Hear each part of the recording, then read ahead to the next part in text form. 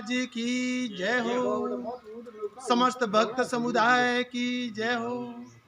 जन्नी जने तो ऐसो जने के दाता के सूर नहीं तेरे जे बाजनी मती गवावे नू।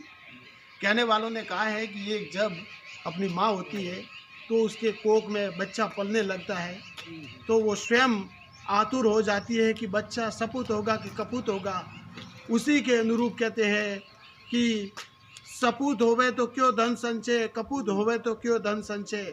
यानी कहने वालों ने कहा है यदि बच्चा अपने आप में आदतों से परिपूर्ण है तो धन की कोई उसके लिए रखवाली करने की ज़रूरत नहीं है, और कपूत है तो धन इकट्ठा किया हुआ भी वो कहते हैं कहीं घुमा देगा। उसी के अनुरूप इस महान भूमि पे जो डाक की धरती है, जहाँ पे ऐसे मामा धनी का दरबार है जिसकी लीला चारों दिशाओं में गुंजायमान है, यहाँ ऐसे पीड़ित लोग पहुँचते हैं जिन्हें पथरी हो, जिन्हें कहते हैं अनेक प्रकार की बीमारियाँ होती है, उनको जड़ से ख़त्म कर देते हैं। यहाँ कृष्ण भगवान की ऐसी अनुपम लीला चलती है। उन्हीं के अवतार माने गए मामा धनी जो जालौर से पधारे, जिनका मैं शुभ मुख से नाम भोपा जी के मुख से ही लेना चाहूँगा। भोपा जी, उनका नाम क्या मामा जी का?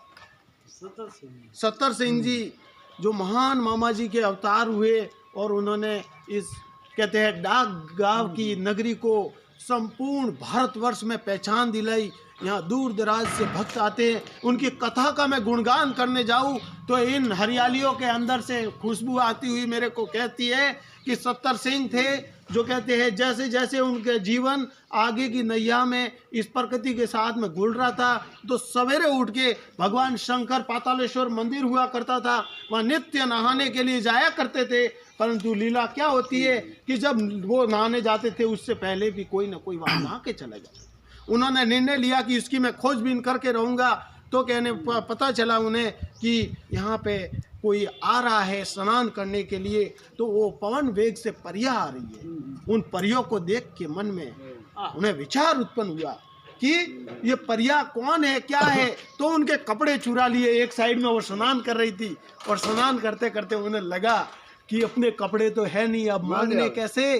तो उन्होंने बोला कि ये कपड़े तो मैं दूंगा परंतु मेरा वचन रहेगा, आपको क्या करना होगा कि मेरे साथ में शादी करनी होगी। तो उन परियों ने हाँ कर दिया कि हम शादी करेंगे परंतु मेरा वचन रहेगा कि ये बात और किसी दूसरे को बोलना मत। समय आगे बढ़ता गया। एक समय ऐसा आया कि उस समय के आवेग में टाइम हो गया कि उनके घर में कोई मेहमान पधारे थे, जैसे भक्तों के घर में हम मेहमान पहुंचे।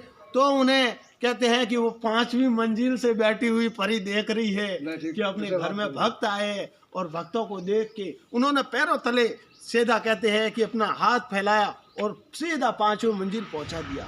तो कहते हैं कि उन्हीं भक्तजनों को जिनके घर में मेहमान पहुंचे थे वो भक्त पूछने लगे कि ऐसा चमत्कार क्या आपके घर में ऐसी कौन सी लीला है।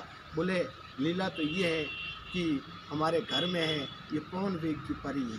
और उसी को कहते हैं कि साक्षात्कार करने के बाद में परी ने बोला कि आपका और मेरा वचन पूरा हो गया है और मैं तुम्हें आशीर्वाद देती हूँ, जब जब आपके ऊपर संकट आएंगे मैं आपका बेड़ा पार करवाने के लिए अनन्य आशीर्वाद कृपा करती रहूँगी। समय के अनुसार ऐसे मामा धनी जो गायों के लिए कहते हैं कि चोर डाकुओं का भय रहता था, उन गायों को चुराने के लिए कहते हैं कि मर मिटने के लिए आगे बढ़ते हैं। तो देवासी जात का कोई महायोद्धा था जो कहते हैं कि चवरी के अंदर फेरे ले रहा था। उसी टाइम में उसके अंदर खून खोल गया कि मेरे को जीवन में शादी करने से सुख नहीं मिलेगा, असली में सुख तो वो है जो मैं मेरी गौ माता को छुड़ा के सुख प्राप्त करूंगा। और गौ माता को छुड़ाने के लिए वो निकल पड़ते हैं दोनों जने, और उन्होंने कहते हैं गोवंश को मुक्त करवाया।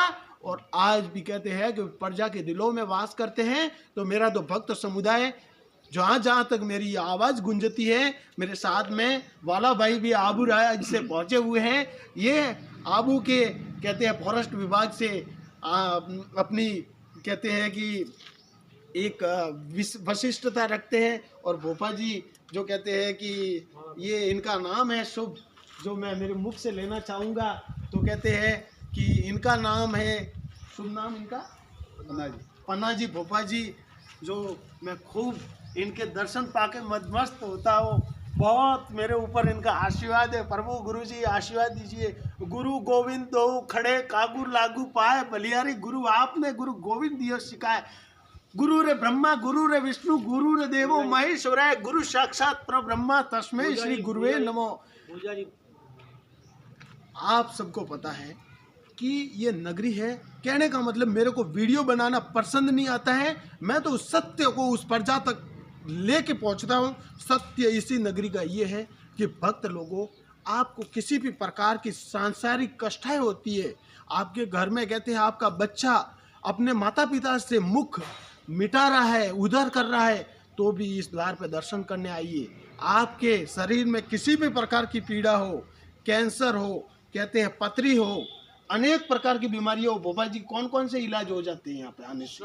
इलाज करते हैं। मामा जी कहने का मतलब ये तो अनपढ़ है, इनके मुख से कहते हैं कि इन्हें नाम भी पता नहीं है, परंतु इस परम नगरी का आशीर्वाद इतना है। मैं स्वयं जब जब आता हूँ तो मेरे को आभास होता है कि मैं कृष्ण नगरी में पधार गया हूँ। यही कृष्ण की कहते हैं कि अनुपम लीलाएं हैं।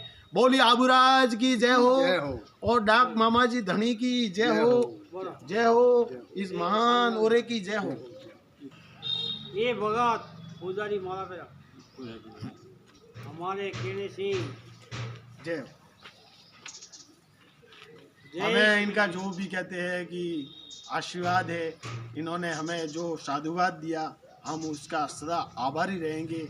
और वाला भाई आपने आज कृपा करी कि हम ऐसी नगरी पे हमें भी आपके साथ में जोड़ने का कर्तव्य किया, आपके भी सदा आभारी रहेंगे। बोली आबूराज की जय हो, जय हो, जय हो।